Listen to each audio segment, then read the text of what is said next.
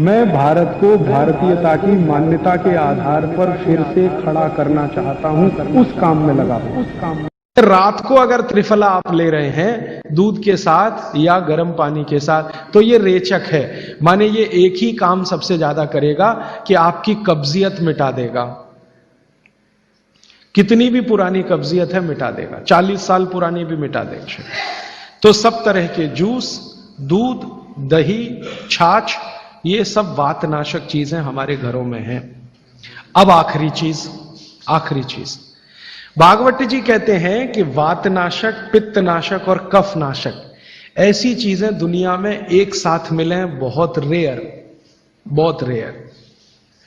वो कहते हैं कि बहुत चीजें दुनिया में हैं, कोई वात का नाश करेगा, कोई पित्त का, कोई कफ का, लेकिन कोई ऐसी चीजें भी अपने रसोई में हैं जो तीनों को नाश कर सकते हैं। उनमें से नंबर 1 है आंवला।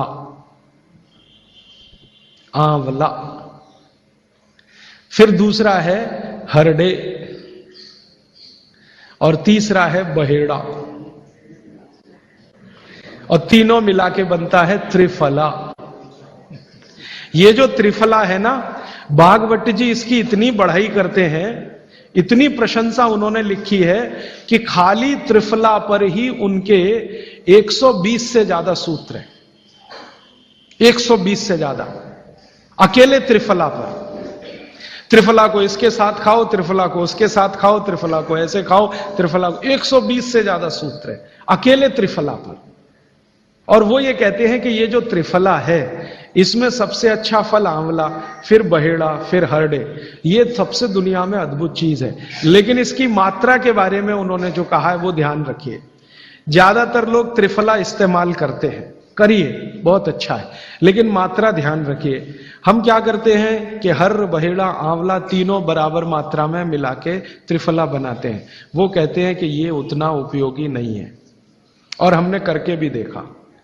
वो कहते हैं कि त्रिफला सबसे अच्छा होता है 1, 2, 3 के अनुपात में। पहला है हरडे 1 अनुपात, दूसरा है बहेड़ा 2 अनुपात और तीसरा है आंवला 3 अनुपात। अब इसको मात्रा में कहूं, अगर त्रिफला बनाना है तो हरडे लेना 100 ग्राम, बहेड़ा लेना 200 ग्राम और आंवला लेना 300 ग्राम।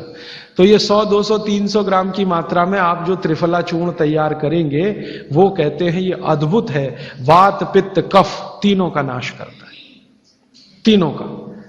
अब वात, पित्त, कफ तीनों से आप अगर ग्रसित हैं तो आप त्रिफला जरूर लीजिए। कैसे लाएं? त्रिफला लेने के 2 नियम बताए उन्होंने, एक रात को और एक सवेरे। सवेरे का नियम उनका यह है कि सवेरे सवेरे अगर त्रिफला खाएं तो गुड़ के साथ, नहीं तो शहद के साथ, गुड़ या शहद। वैसे ही आप तय कर लीजिए, जैन है तो गुड़, अजैन है तो शहद। तो सवेरे का त्रिफला खाएं तो गुड़ या शहद के साथ, रात का त्रिफला खाएं तो दूध के साथ या गर्म पानी के साथ। त्रिफला तो एक ही है ना, सवेरे भी त्रिफला ही खा रहे हैं, रात को भी, लेकिन भागवत जी कहते हैं असर अलग अलग है दोनों के। रात को जो आप त्रिफला खाएंगे दूध के साथ या गर्म पानी के साथ, तो ये त्रिफला रेचक है। रेचक शब्द उन्होंने इस्तेमाल, रेचक माने पेट को साफ करने वाला, बड़ी आंत की सफाई करने वाला, शरीर के सब अंगों की सफाई करने वाला, झाड़ू लगाने वाला जो व्यक्ति, वो रेचक। तो कहते हैं रात को अगर त्रिफला आप ले रहे हैं दूध के साथ या गर्म पानी के साथ तो ये रेचक है, माने ये एक ही काम सबसे ज्यादा करेगा कि आपकी कब्जियत मिटा देगा। कितनी भी पुरानी कब्जियत है मिटा देगा, 40 साल पुरानी भी मिटा देगा रात को। और जो दिन को त्रिफला खाया सवेरे गुड़ के साथ, तो वो कहते हैं ये पोषक है। एक शब्द है रेचक और एक है पोषक। पोषक माने शरीर को जो कुछ चाहिए, विटामिन सी चाहिए, विटामिन ए चाहिए, विटामिन डी चाहिए या विटामिन के चाहिए या कोई विटामिन चाहिए, या हमें माइक्रो न्यूट्रिएंट चाहिए, शरीर को कैल्शियम चाहिए, आयरन चाहिए वगैरह वगैरह। तो शरीर को अगर पोषकता चाहिए तो त्रिफला सवेरे खाना, और शरीर में आप मानते हैं कि हमारी कब्जियत ठीक करने के लिए तो त्रिफला रात को खाना। दोनों समय के त्रिफले में बिल्कुल अलग तरह के परिणाम आते हैं। तो जो कहें हम तो स्वस्थ हैं जी, तो सवेरे ही त्रिफला खाओ, स्वस्थ हैं तो। और जो कुछ बीमारियां हैं आपको, तो रात को खाओ। ठीक। त्रिफला आपने कहा लेना है रात को, और सुबह कब लेना, जैसे खाने के पहले, खाने के बाद? रात को तो आप लें, पेट साफ करना हो, कॉन्स्टिपेशन दूर करना हो। देखिए, मैं अब थोड़ा बता ही दूं, बवासीर अगर किसी को है, ठीक करने के लिए त्रिफला लेना चाहते हैं तो रात को लें।